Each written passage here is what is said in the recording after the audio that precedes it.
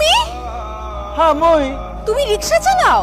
আবার মনে কি বলতে আছে, মুই তো ছোটবেলা থেকে রিকশা চালাই। আপনার কোনো সমস্যা? এই খবরদার আমার সাথে ফাইজলামি করবে না। তুমি যে রিকশা চালাও সেটা আমাকে বিয়ের আগে বলো নাই কেন? মুই আপনার কেন বলবো? আপনি কেডা? আমি কেডা মানে আমি তোমার বউ।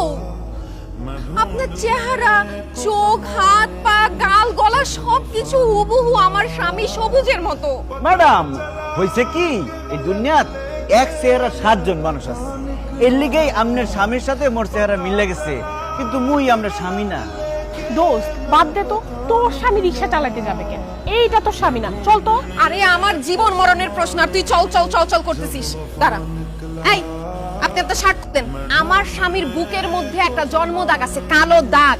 সেই দাগ যদি আপনার বুকের মধ্যে না থাকে তাহলে আমি বিশ্বাস করে নিব আপনি আমার স্বামী না।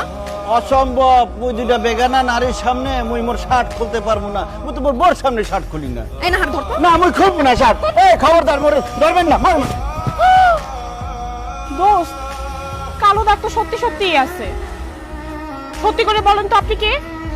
ধরা যখন পড়ে গেছি আর মিথ্যা কথা বলবো না শান্তি।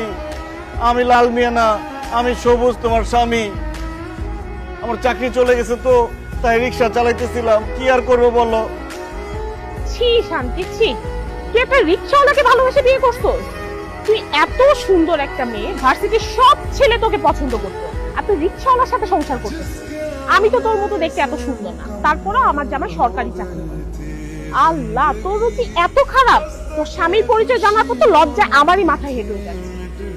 তোর সাথে আমি আর কোনো সম্পর্ক রাখবো না, কারণ আমার জামাই সরকারি চাকরি করে। তোর সাথে সম্পর্ক রাখলে আমার কোনো মান সম্মানই থাকে না।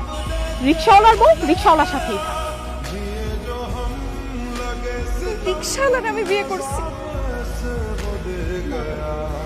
এটার একটা ভিত করতেই হবে। এই শান্তি, চুপ কর। কি হয়েছে? কান্নাকাটি করতেছিস কেন? এইরকম একটা ছোট লোক, একটা অশিক্ষিতর সাথে আমার বিয়ে হয়েছে। খবরদার বৌমা, তুমি কোন সাহসে আমার ছেলেকে অশিক্ষিত ছোট লোক বলতেছো? অশিক্ষিত ছোট লোক বলছি কারণ সে রিকশা চালায়।